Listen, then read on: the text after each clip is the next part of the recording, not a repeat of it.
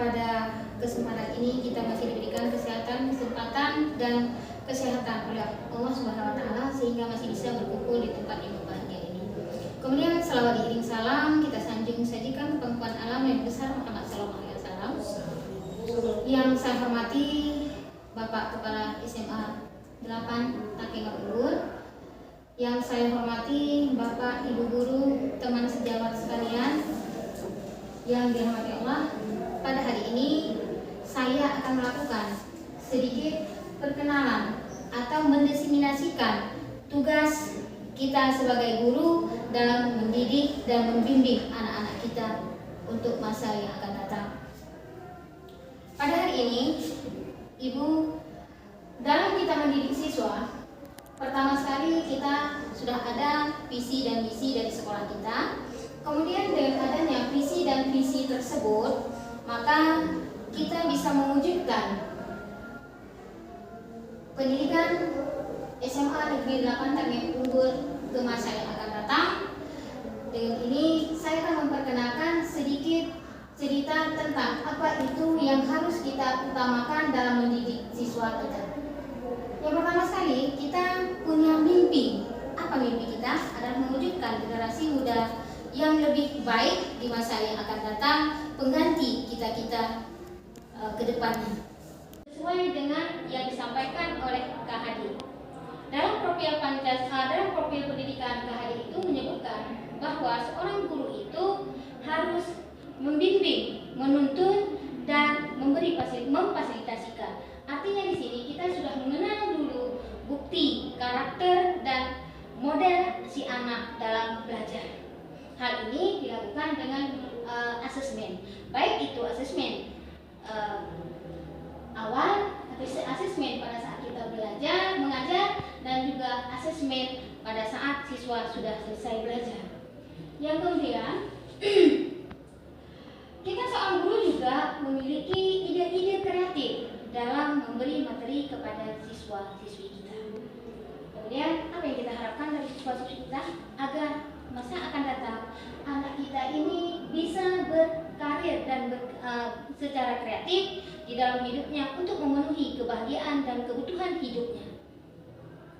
Kemudian di dalam kita mendidik anak juga, kita kan ada yang perlu kita mimpikan anak yang bagaimana. Utama sekali karena kita selaku umat beragama, maka kita harus memiliki budi pekerti. Jadi di sini budi pekerti di sini kemudian ada kreatif, inovatif, dan juga mereka memiliki cita-cita yang akan mereka dapatkan dengan bimbingan dan arahan dari kita. Sebenarnya karakter itu sudah dimiliki oleh setiap anak sejak anak itu lahir. Antar sesama guru saling melengkapi, saling memperbaiki. Jika memang dalam saya menyampaikan ini banyak kata-kata yang memang saya sampaikan di sini yang seharusnya berpihak kepada murid. Artinya berpihak kepada murid, kita tidak memaksa kehendak kita kepada murid, tetapi kita memberi peluang kepada murid untuk berkreasi, kemudian menentukan cara mereka belajar. Yang terpenting tujuan dari pembelajaran itu tersampaikan. Kemudian dalam melaksanakan tujuan yang akan kita sampaikan, maka kita perlu mengadakan perubahan atau disebut di sini dengan prakasa perubahan. Apa yang harus kita lakukan terhadap perubahan? Yang pertama, kita harus mengambil nilai karakter, kreatif, dan bernalar kritis. Karena kenapa? Anak-anak kita sudah dewasa dan mereka akan menuju menjadi orang-orang lebih dewasa di masa yang akan datang. Kemudian apa yang harus kita lakukan? Kita berupaya menerapkan pembiasaan antar sesama guru, saling melengkapi, saling memperbaiki. Jika memang dalam saya menyampaikan ini banyak kata-kata yang memang saya sampaikan di sini yang seharusnya berpihak kepada murid. Artinya berpihak kepada murid, kita tidak memaksa kehendak kita kepada murid, tetapi kita memberi peluang kepada murid untuk berkreasi, kemudian menentukan cara mereka belajar. Yang terpenting tujuan dari pembelajaran itu tersampaikan. Kemudian melaksanakan tujuan yang akan kita sampaikan, maka kita perlu mengadakan perubahan, atau disebut di sini dengan prakasa perubahan. Apa yang harus kita lakukan terhadap perubahan? Yang pertama, kita harus mengambil nilai karakter, kreatif, dan bernalar kritis. Karena kenapa? Anak-anak kita sudah dewasa dan mereka akan menuju menjadi orang-orang lebih dewasa di masa yang akan datang.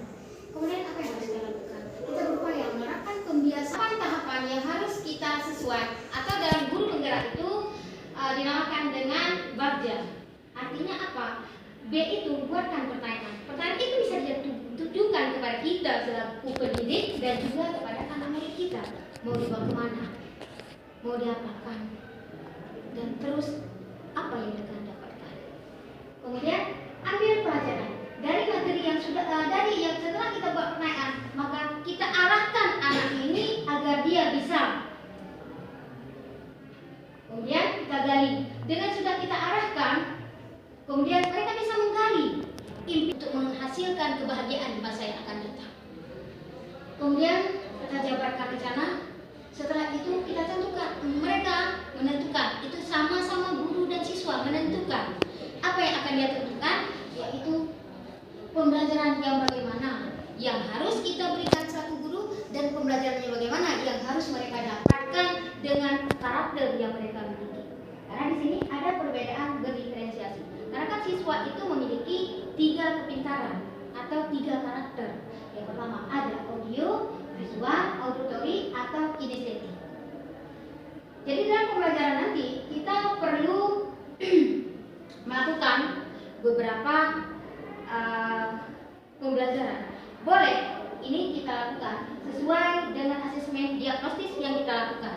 Karena sebelum kita masuk pembelajaran, kita harus mengadakan asesmen diagnostik. Artinya kita sudah tahu, kita selaku guru kita sudah tahu siswa kita ini memiliki kepintaran di bidang apa? Apakah auditory, atau kinestetik, ataupun di yang audiovisual.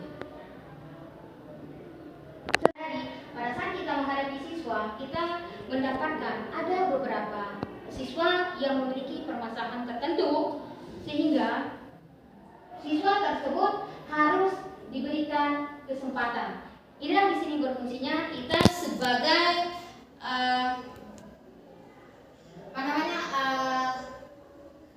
ada namanya segitiga restitusi. Segitiga restitusi ini bisa berfungsi sebagai pemecahan masalah. Istilahnya kita beri kesempatan dulu kepada siswa kita untuk kita berfungsi sebagai temannya. Kita selesaikan dulu identifikasinya.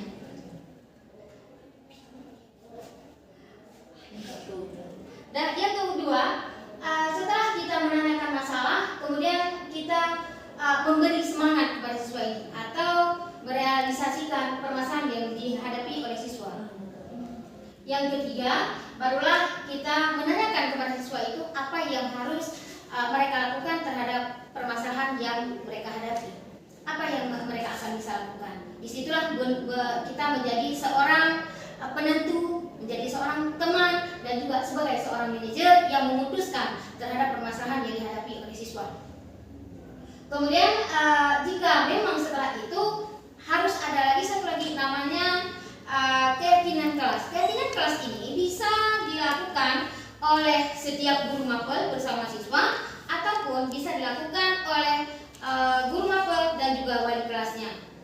Yang keyakinan kelas ini bisa didapatkan dengan cara kita bermusyawarahkan dengan siswa, bukan semata-mata dari guru. Karena sekarang pendidikan berpusat kepada siswa, bukan berpusat kepada guru.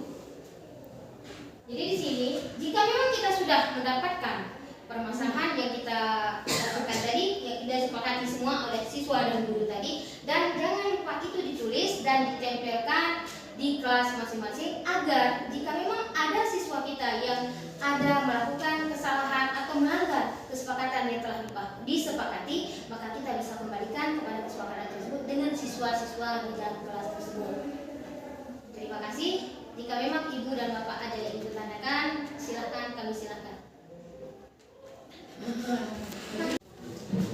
Di sini kita masuk kepada segitiga restitusi untuk menyelesaikan apa yang dihadapi oleh siswa kita. Ini pengertian restitusi. Ini sebenarnya disampaikan oleh para ilmuwan pendidikan. Mereka menyatakan seperti ini.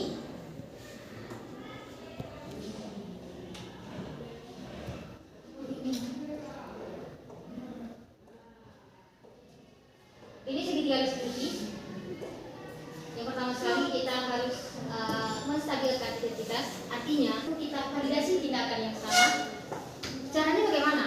Yaitu kita tanyakan, menurut anak ibu, menurut abang, menurut kakak, apakah perilaku yang abang, kakak lakukan ini sudah sesuai atau belum? Dan kemudian baru kita tanyakan keyakinan. Pada saat kita menanyakan validasi ini, kita harus istilahnya seandainya, contoh ibu, seandainya masalah itu terjadi pada ibu, maka ibu akan seperti kamu. Jadi dengan sendirinya siswa kita akan bercerita kepada kita tentang apa permasalahan yang mereka hadapi. Kemudian kita menanyakan keyakinan. Keyakinan di sini artinya kita tanya apa, bagaimana, dan seharusnya bagaimana. Itu yang harus kita tanyakan kepada siswa. Barulah setelah itu mereka akan menjawab, dan jika memang siswa kita membutuhkan bantuan, maka kita akan membantunya untuk menyelesaikan permasalahan yang dia hadapi. Kemudian kita lanjutkan penerapan segitiga restitusi. Ini contoh yang ini selalu kita dapatkan atau selalu kita dapati siswa kita yang melakukan kejadian seperti ini. Ada yang bermain lah, ada yang tidur lah, ada yang tidak menyelesaikan tugas lah. Itu semua harus kita selesaikan berdasarkan segitiga restitusi tadi. Ada keyakinan kelas. Dan ini contoh saya buat. Jika memang ini kan yang sering kita dapatkan dengan siswa kita di dalam kelas.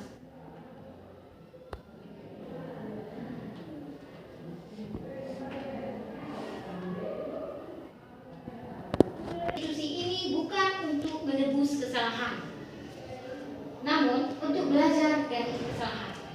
Yang kedua, restitusi memperbaiki hubungan yang selama ini mungkin antara satu dengan lain ada hubungan yang kurang, maka dengan adanya restitusi ini kita bisa menjalin hubungan dengan kuat nanti. Yang ketiga, restitusi adalah tawaran bukan paksaan. Makanya sebagaimana saya sebutkan tadi, kita membuat kesepakatan dalam kelas itu berdasarkan siswa, bukan berdasarkan guru. Yang selama ini kita melakukan kebanyakan berdasarkan guru, sehingga timbullah satu segmen yang mengatakan bahwa sekolah itu nggak enak, terlalu bagaimana. Jadi sebenarnya kita belum terwujudnya lingkungan yang mengundang siswa untuk nyaman dan bahagia belajar di sekolah kita. Kemudian yang keempat, restitusi itu untuk melihat ke dalam diri.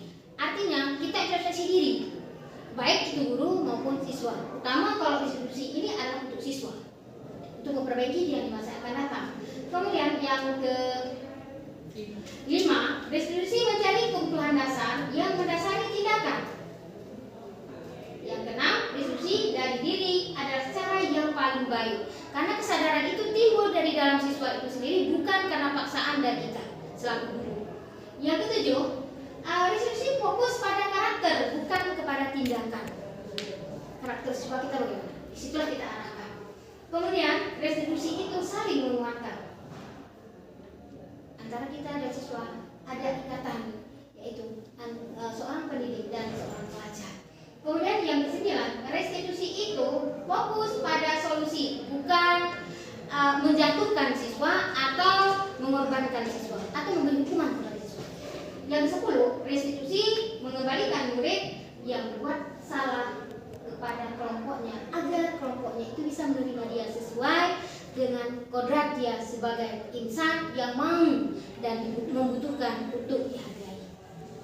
Kemudian segitiga restitusi ini adalah proses menciptakan kondisi bagi murid untuk memperbaiki kesalahan sehingga mereka bisa kembali kepada kelompok mereka dengan karakter yang lebih kuat.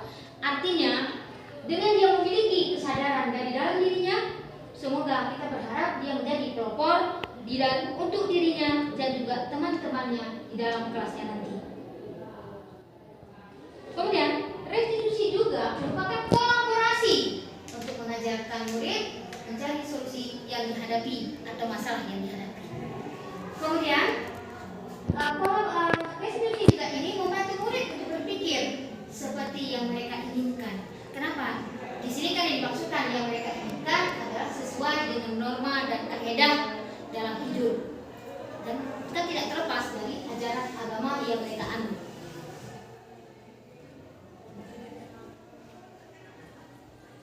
Kemudian kita lanjutkan dengan budaya. Di sini kan tadi saya sebutkan ada segi 3 restitusi dan budaya positif. Di sini yang dimaksudkan setiap daerah memiliki budaya yang berbeda. Setiap daerah memiliki karakter siswa atau orangnya yang berbeda. Maka disinilah kita membutuhkan apa ya sebenarnya budaya di sekolah, ya nilai-nilai atau keyakinan-keyakinan dan kebiasaan-kebiasaan yang berpihak kepada murid dapat berkembang menjadi pribadi kritis, penuh hormat dan bertanggung jawab di dalam hidupnya. Ini yang diharapkan dari budaya positif kepada kita warga sekolah yang ada di SMA Negeri 4 Katewan. Kemudian apa saja konsep-konsep budaya positif? Yang pertama sekali kita harus merubah paradigma atau stimulus respon lawan dari teori kontrol. Yang kedua keyakinan kelas, hukuman dan penghargaan. Kemudian yang kelima posisi kontrol bagi kita seorang guru. Kemudian disiplin dan motivasi perilaku manusia. Kemudian yang kelima kebutuhan manusia dan segitiga restitusi itu sudah saya sampaikan tadi. Ini budaya paradigma yang harus kita berikan kepada siswa kita.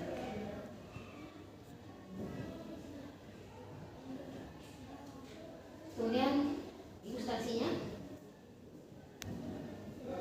Kemudian selanjutnya dapat mengungkapkan karakter.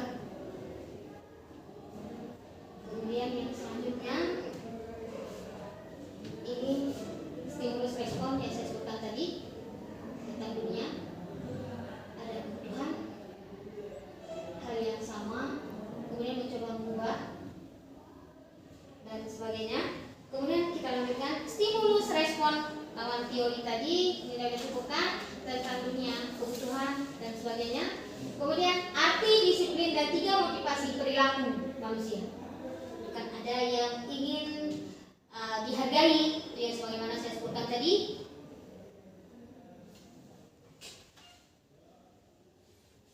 Ini 3 motivasi perilaku manusia. Yang pertama, untuk menghindari ketidaknyamanan atau hukuman. Yang kedua, untuk mendapatkan imbalan atau penghargaan dari orang lain. Yang ketiga, untuk menjadi orang yang mereka inginkan dan menghargai diri sendiri dengan nilai-nilai kepercayaan mereka. Di sini, selama ini kita sudah melakukan. Apakah, pertanyaan itu, apakah dengan memberi hukuman siswa itu akan lebih baik atau bagaimana? Silakan Ibu. Kadang hukuman itu bisa sifatnya mendidik. Iya. Hanya kebanyakan mungkin siswa itu menjadi lebih tidak nyaman. Biasanya mungkin dampaknya itu hanya sesaat, tidak dalam jangka panjang. Iya. Pada saat diberi hukuman berubah, tetapi dia tidak bisa melakukannya lagi di pelajaran lain atau di pertemuan berikutnya. Jadi sifatnya itu hanya sesaat.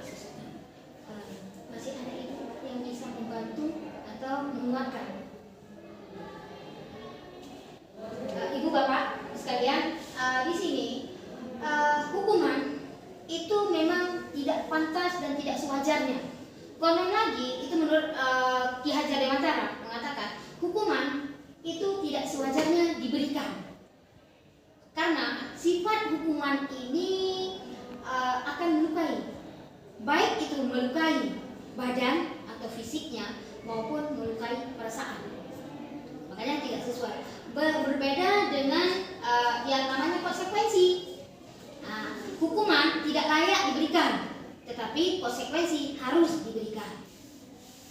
Itu sesuai dengan pendapat yang disampaikan oleh Kak Hadi. Dan itu memang kan sepakat kita guru semua melakukan hal seperti itu, ya kan?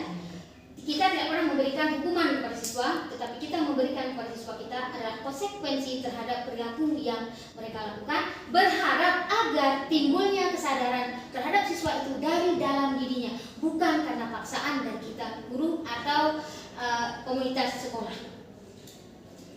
Yang kedua, ini mendapatkan imbalan. Ingin mendapatkan imbalan atau penghargaan dari orang lain. Ini utama yang harus kita lakukan. Pertama yang juga sering kita lakukan, biasanya kalau siswa kita melakukan suatu hal yang baik dan berhasil, biasanya kita sering memberikan imbalan. Sebenarnya pemberian imbalan ini tidaklah dituntut dalam pendidikan. Karena kenapa? Bisa mengakibatkan siswa kita ini menjadi masalah di masa yang akan datang. Kenapa? Contoh, kita berikan pada saat siswa kita dia memiliki kompetensi yang bagus, yaitu kompetensi pengetahuan yang bagus. Kemudian kita berikan ranking 1, ranking 2 dan penghargaan-penghargaan yang lain. Itu sebenarnya pada satu sisi kita sudah membunuh karakter siswa. Itu sudah membunuh karakter siswa. Tetapi yang akan lebih baiknya penghargaan kita berikan, berilah penghargaan sebagaimana kita menghargai antara kita sesama. Salah satunya contoh, bagus nak, terima kasih, belajar lebih giat lagi. Itu yang seharusnya kita berikan kepada siswa. Bukan dengan peringkat 1, nilai sekian. Itu sebenarnya di satu segi itu kita salah. Karena setiap anak itu masing-masing memiliki keahlian kompetensi masing-masing. Jadi tidak semua anak itu bisa dia memiliki kemampuan yang majmuk. Tidak semua. Ada anak-anak kita yang memiliki kemampuan majmuk, tetapi hanya sedikit di antara mereka. Tapi setiap anak itu memiliki kemampuan masing-masing. Yang ketiga, untuk menjadi orang yang mereka inginkan dan menghargai diri sendiri dengan nilai-nilai. Inilah yang nomor 3, inilah yang sebenarnya kita harapkan kepada siswa kita. Dia pertama sekali bisa menghargai dirinya sendiri. Dengan dia bisa menghargainya dirinya sendiri, maka dengan sendirinya akan timbul nilai-nilai dan dia percaya terhadap dirinya dan dia akan melakukan hal-hal yang bagus terhadap dirinya dan juga orang lain. Inilah yang diharapkan di nomor 3, inilah kita harapkan. Kemudian, nah ini yang saya sebutkan tadi, menghindari ketidaknyamanan atau hukuman. Contoh, cerita siswa kita sering terlambat. Kenapa mereka akan melakukan hal yang besok aku nggak akan lambat lagi? Kita banyak permasalahan yang nanti tetap kita dapatkan. Jadi mereka timbul kesadaran itu karena paksaan, bukan karena dari dirinya sendiri. Yang diharapkan dalam pendidikan ini adalah kesadaran itu timbul dari dalam dirinya dengan bimbingan dan tuntunan dari kita. Bukan dituntut, tapi dituntun dari kita. Dan siswa pun berlaku hal demikian sesuai dengan aturan. Tidak, oh karena kami siswa ini dituntut oleh guru, kami bisa suka hati kita. Tidak bisa. Karena itu harus sesuai dengan aturan dan ketentuan, utama bagi kita yang beragama.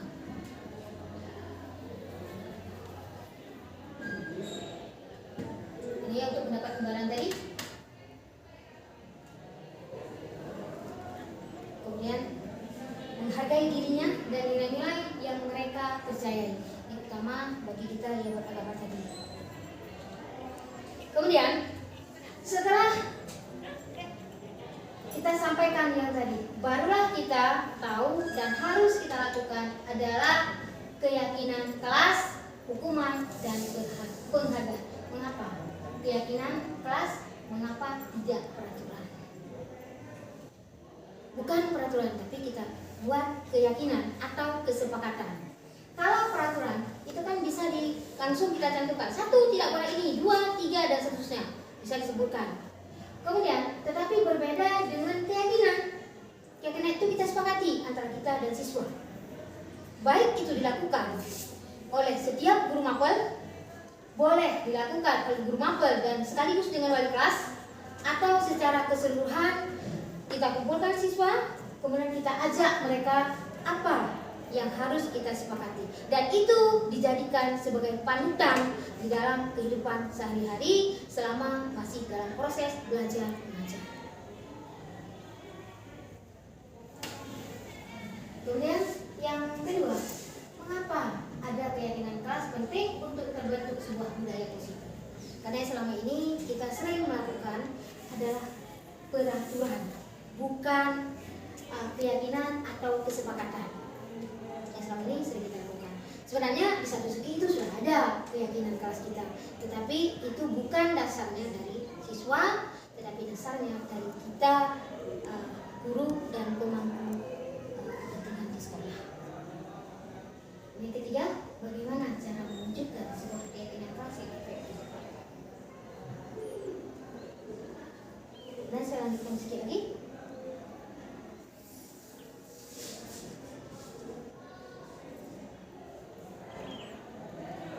Ini kalau kita hukuman dikatakan hukuman itu bersifat tidak terencana atau tiba-tiba, ya kan? Misalnya kita marah karena ulah anak kita, kan kita nggak sengaja, tapi karena ulah dari mereka sendiri timbullah. Kita bukan sengaja, bukan karena ini kok nanti saya masuk ini anakku berbuat begini, maka dia harus berbuat tanpa direncanakan. Tapi terkadang dia bersifatnya tiba-tiba karena faktor tertentu kita seorang insan.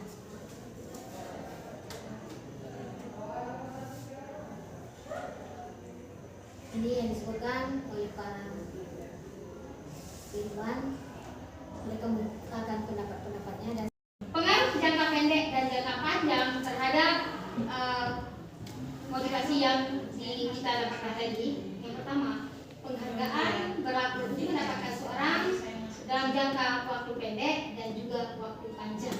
Saya beri ya.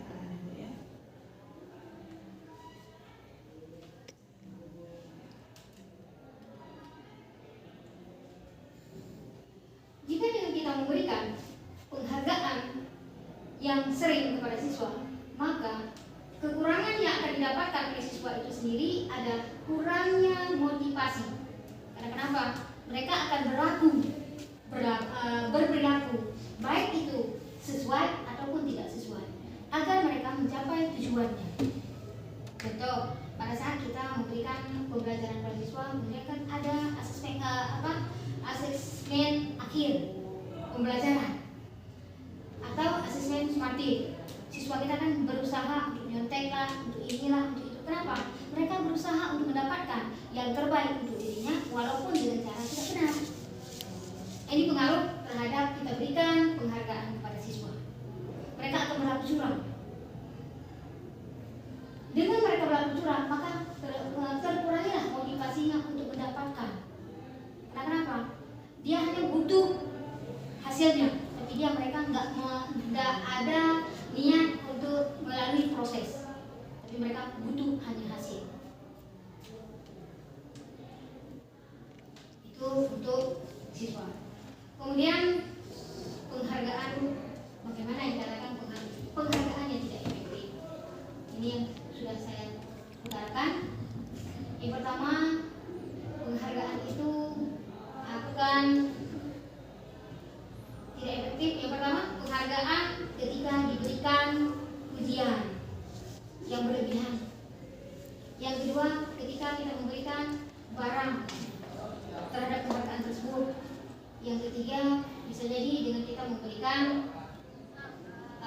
apakah itu uang dan sebagainya. Tetapi yang seharusnya kita berikan kepada anak-anak kita adalah ucapan penghargaan yang berbentuk motivasi agar anak-anak kita ke depan lebih berpikir secara kreatif. Apa yang bisa aku lakukan agar aku bisa menjadi orang? Tergantung pada anak, apakah dia menjadi seorang usaha, menjadi orang yang terbaik, menjadi dai dan sebagainya. Itu ada dari karakter siswa itu sendiri dan tuntunan yang akan kita berikan. Dengan ada kita menuntunnya, maka dia akan mendapatkan ilmu. Kalau untuk ilmu, mereka pun bisa belajar dengan internet. Karena zaman sekarang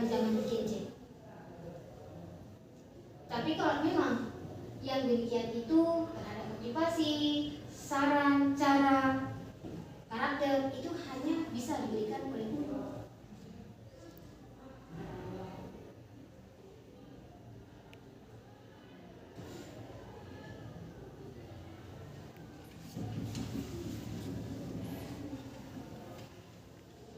Berarti penghargaan kan ada yang merupakan penghukuman atau penghargaan yang dihukum.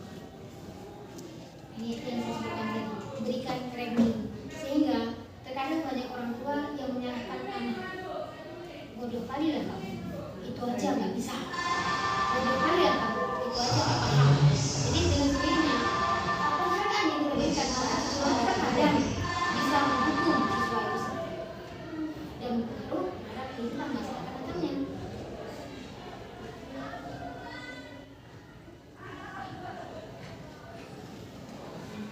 Ini apa yang harus kita lakukan terhadap keyakinan kelas? Keyakinan kelas itu pasti yang harus kita hormati, aman, bersifat lebih besar daripada peraturan. Yang kedua, keyakinan kelas merupakan pertanyaan tentang objek universal yang disebutkan pada siswa. Kemudian pertanyaan itu senantiasa dibuat dalam bentuk positif. Artinya bukan berbentuk hukuman, tetapi berbentuk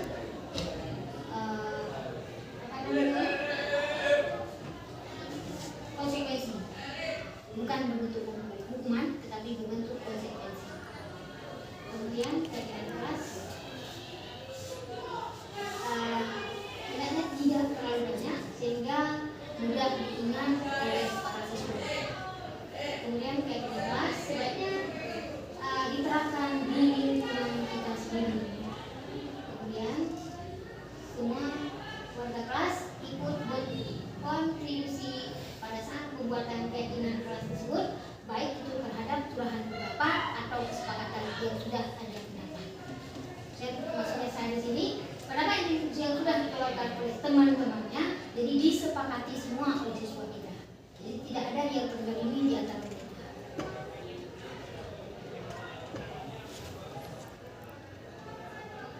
Kemudian ini pembukaan dasar manusia.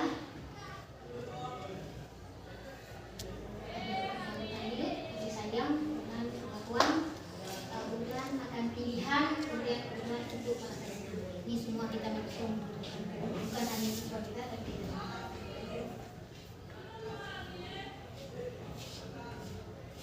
Ini posisi kita selaku guru ada penghukum. Penghukum yang dimaksud di sini adalah sebagai pembuat konsekuensi. Bukan menghukum dan kita menyiksa anak orang, tidak. Tetapi ini juga berlaku sebagai konsekuensi. Yang kedua, pembuat rasa bersalah. Dengan adanya kesepakatan kelas tadi, maka dengan sendirinya siswa itu akan belajar introspeksi diri terhadap perbuatan yang mereka lakukan. Kemudian yang ketiga, sebagai teman, mereka boleh bercerita tentang hal yang mereka alami kepada kita dan kita berhak menanggapi terhadap apa yang sudah diceritakan oleh siswa kita tadi. Yang keempat, sebagai monitor atau pemantau. Itu sebagaimana yang sudah kita sepakati tadi, apa yang kita sepakati dalam kelas tadi itu kita guru berhak menjadi monitor dan juga pemantau. Yang kelima adalah manajer, artinya pemutus. Perilaku yang telah dilakukan oleh siswa tadi, kita boleh sebagai pemutus. Artinya kita mengatakan cukup ada yang sekarang kita rasakan dan itu sudah sering kita lakukan, Bu. Yang pertama, bila kondisi dalam kelas kita sudah tidak stabil, boleh monitor itu melakukannya dengan tatapan mata. Ada dengan cara diam, itu termasuk kepada cara-cara guru itu sendiri. Ada yang cukup berkata dengan kata lembut, ada yang sebagai terserah, itu adalah kemampuan dan teknis kita masing-masing.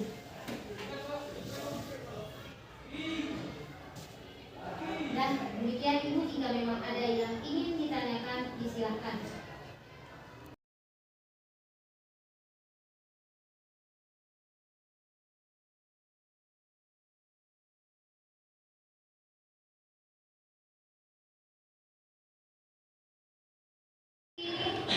Dengan sapaan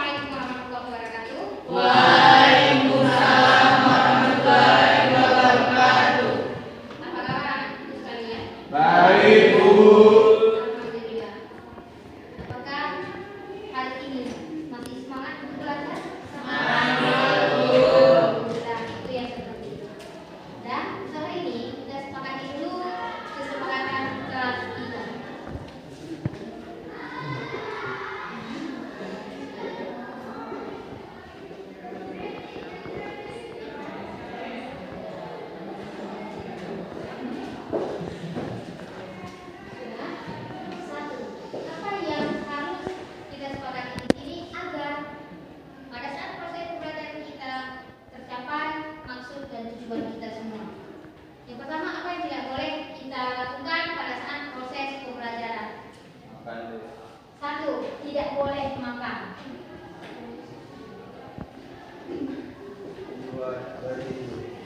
Tidak boleh makan pada saat sedang proses pembelajaran. Yang kedua, tidak boleh tidur.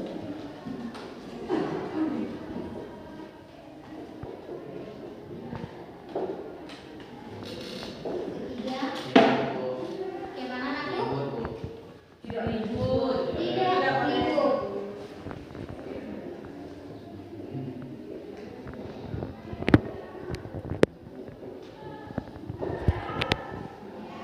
Ada mesin yang harus kita sepakati? Ada mesin yang harus kita sepakati? Tidak boleh keluar masuk sedang proses pembelajaran. Tidak boleh keluar masuk kelas.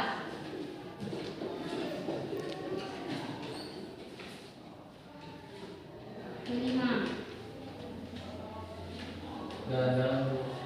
yang mana? Tidak boleh jalan-jalan. Ini kan sudah tidak ribut, tidak keluar masuk, dan adanya kalau kita tidak. Ini kan yang jalan nanti kita masukkan kali aja ya, nak? Oke. Kemudian yang kelima, ada lagi yang kelima apa, nak? Ada lagi yang kelima apa? Mendengarkan. Nah, ini kan pas kali udah pertama. Pada saat kita ada satu yang berbicara, yang lainnya mendengarkan. Bila ingin berbicara atau menanyakan, bertanya, harus mengacungkan tangan.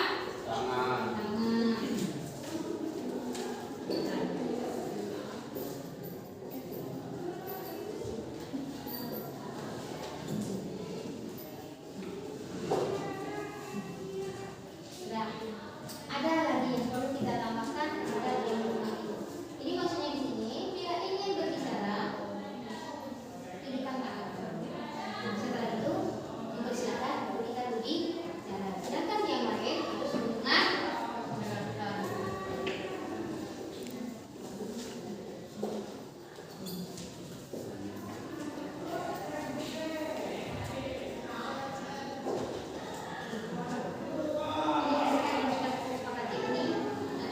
Sudah sepakat semua? Sudah dibaca semua yang mana yang harus kita revisi, mana yang harus kita tambah agar menjadi satu kesepakatan kita di kelas ini. Sepakat, Bu. Sudah sepakat semua? Sudah, Bu. Tidak ada yang perlu dirubah? Tidak, Bu. Alhamdulillah. Jika memang anak-anak ibu semua sudah sepakat, ingat pada saat proses pembelajaran tolong tidak melakukan hal ini. Tolong untuk tidak melakukan hal ini. Artinya kita sepakat dan sama-sama melaksanakan. Ya, nak? Terima kasih. Saya menghargai sesama lain. Menghargai sesama lain. Nah, ada? Ada lagi? Saling menghargai. Menghormati, menghargai. Kemudian saya bekerja sama dengan teman di sini. Ada lagi, aku? Diperbolehkan apa? Zul? Tidak boleh baik. Itu bagus juga. Tidak boleh tidur.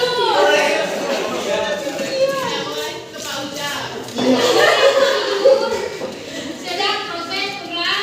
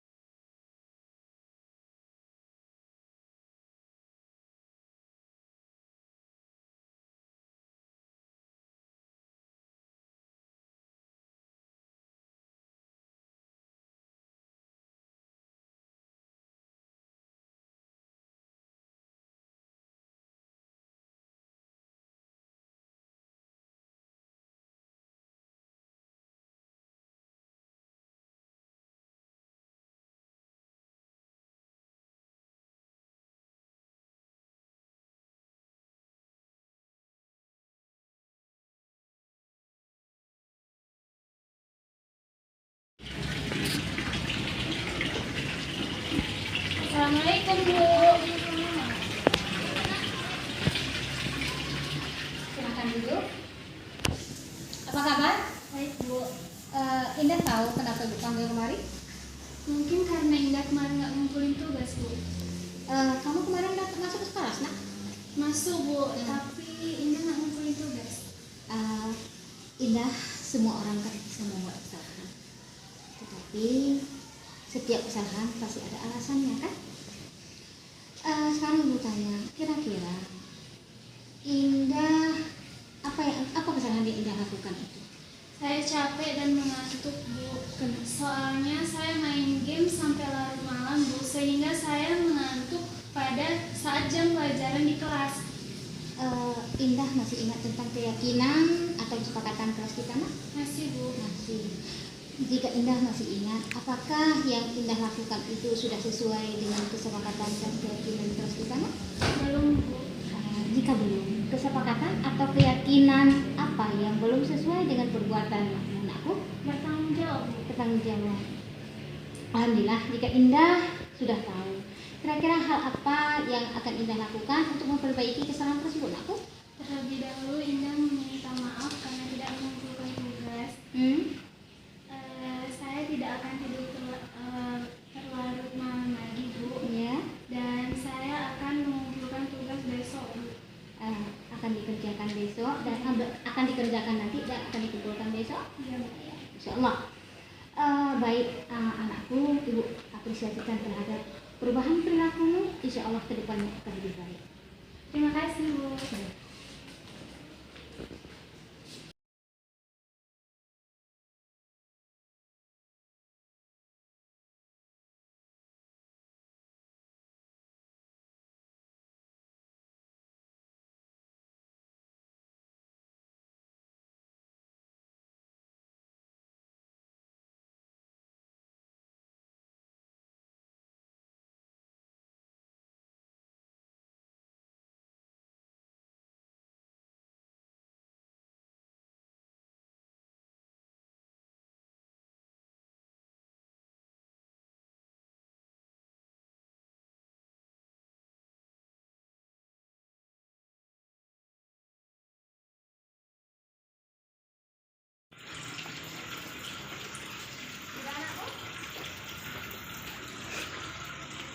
Assalamualaikum.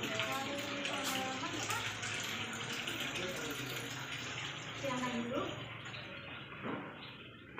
Apa kabar, Afif? Alhamdulillah sehat. Kasih tahu kenapa dipanggil kemarin? Soalnya kemarin tidak mengikuti taksi karena kan diajak keluarga saya untuk pergi ke Banda Aceh menjenguk kakak. Tapi kamu sadarkan, Kakak pulang duluan ya. jika ibu diajak, ibu juga sangat senang ya. Apakah yang kamu lakukan sudah sesuai dengan aturan sekolah kita, anakku? Belum Bu, karena kan saya tidak meminta izin kepada ustadz yang sedang mengajar saya. Masih ingat dengan kesepakatan atau keyakinan sekolah kita, nak? Masih Kira-kira kesepakatan keinginan apa yang belum berhasil terapkan, nak? patuh dan tertib Hati-hati ya. saat mengikuti kegiatan sekolah. Kira-kira, nah, kira-kira apa yang bisa Rasid lakukan agar Rasid bisa menerapkan apa yang sudah Rasid sepakati atau yakini, aku?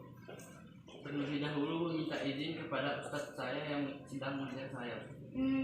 Bagus. Masih ada yang lain tambahannya, aku?